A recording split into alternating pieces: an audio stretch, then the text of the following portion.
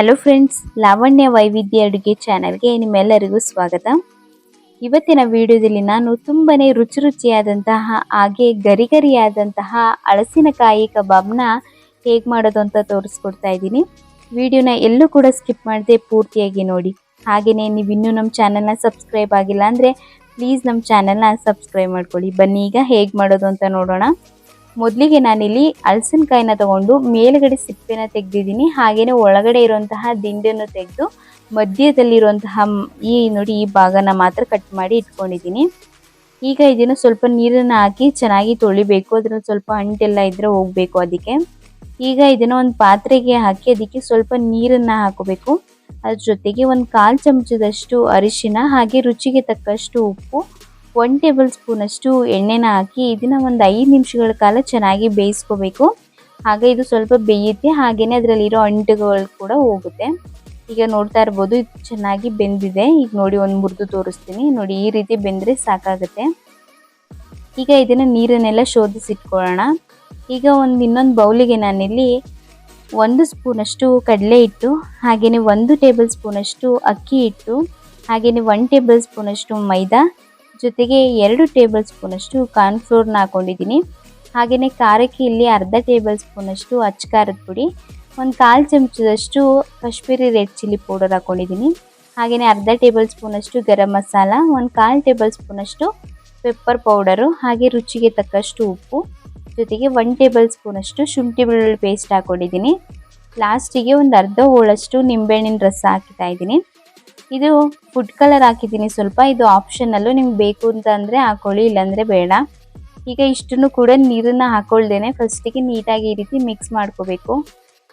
Mix ಮಾಡ್ಕೊಂಡು ಆದಮೇಲೆ ಈ ರೀತಿ ಸ್ವಲ್ಪನೇ ನೀರನ್ನು ಹಾಕಿ ಗಂಟುಗಳಿಲ್ಲದಂತೆ ಚೆನ್ನಾಗಿ ಮಿಕ್ಸ್ ಮಾಡ್ಕೋಬೇಕು. ಒಂದೇ ಸಲ ನೀರು ಹಾಕಿ ಮಿಕ್ಸ್ ಮಾಡೋಕ್ಕೆ ಹೋಗ್ಬೇಡಿ, ಸ್ವಲ್ಪನೇ ಹಾಕ್ಕೊಂಡು ಕನ್ಸಿಸ್ಟೆನ್ಸಿ ನೋಡಿಕೊಂಡು ನೀವು ನೀರನ್ನು ಹಾಕೊಳ್ಳಿ.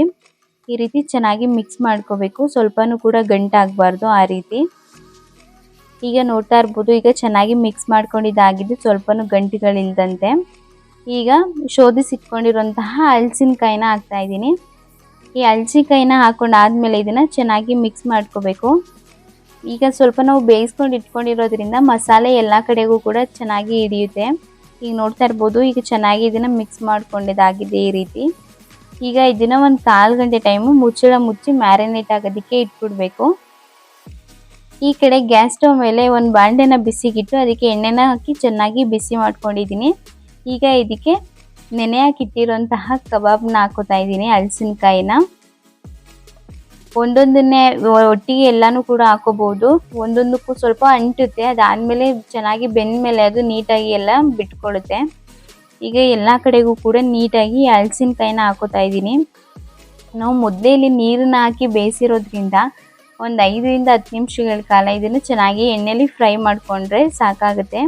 ಈಗ ನೋಡ್ತಾ ಇರ್ಬೋದು, ಇನ್ನೊಂದು ಸೈಡ್ಗೆಲ್ಲ ನೀಟಾಗಿ ತಿರುವಾಕೊಂಡು ಈ ರೀತಿ ಚೆನ್ನಾಗಿ ಎರಡೂ ಕಡೆ ನೀಟಾಗಿ ಮಿಕ್ಸ್ ಮಾಡಿಕೊಂಡು ಫ್ರೈ ಮಾಡ್ಕೋಬೇಕು. ಎಷ್ಟು ಚೆನ್ನಾಗಿ ಕಲರ್ಫುಲ್ಲಾಗಿ ಕಾಣಿಸ್ತಾ ಇದೆ ನೋಡಿ. ಈಗ ಇದು ಎರಡೂ ಕಡೆ ನೀಟಾಗಿ ಬೆಂದಿದೆ. ಈಗ ಇದನ್ನು ಸೈಡಿಗೆ ಎತ್ತಿಟ್ಕೊಳ್ಳೋಣ. ಮನೇಲಂತೂ ಎಲ್ರಿಗೂ ಕೂಡ ತುಂಬ ಇಷ್ಟ ಆಗುತ್ತೆ, ಮಕ್ಳಿಗಂತೂ ತುಂಬಾ ಇಷ್ಟ ಆಗುತ್ತೆ. ನಾವು ನಾರ್ಮಲಾಗಿ ಕಬಾಬ್ಗಳನ್ನ ತಿನ್ನೋದಕ್ಕಿಂತ ಈ ಹಲಸಿನಕಾಯಿ ಕಬಾಬು ತುಂಬಾ ರುಚಿಯಾಗಿದೆ. ನೀವು ಕೂಡ ಒಂದ್ಸಲ ಟ್ರೈ ಮಾಡಿ, ಖಂಡಿತ ನಿಮಗೆ ಇಷ್ಟ ಆಗೇ ಆಗುತ್ತೆ. ಹಾಗೆ ಈ ವಿಡಿಯೋ ಏನಾದರೂ ನಿಮಗೆ ಇಷ್ಟ ಆಗಿದ್ರೆ ಪ್ಲೀಸ್ ಈ ವಿಡಿಯೋನ ಲೈಕ್ ಮಾಡಿ, ನಿಮ್ಮ ಫ್ರೆಂಡ್ಸು ಮತ್ತು ಫ್ಯಾಮಿಲಿಗೆಲ್ಲ ಈ ವಿಡಿಯೋನ ಶೇರ್ ಮಾಡಿ. ಹಾಗೆ ಹೇಗೆ ಬಂತು ಅಂತ ರೆಸಿಪಿ ಕಮೆಂಟಲ್ಲಿ ತಿಳಿಸಿ. ನಮ್ಮ ಚಾನೆಲ್ನ ಸಬ್ಸ್ಕ್ರೈಬ್ ಮಾಡ್ಕೊಳ್ಳಿ. ಧನ್ಯವಾದಗಳು.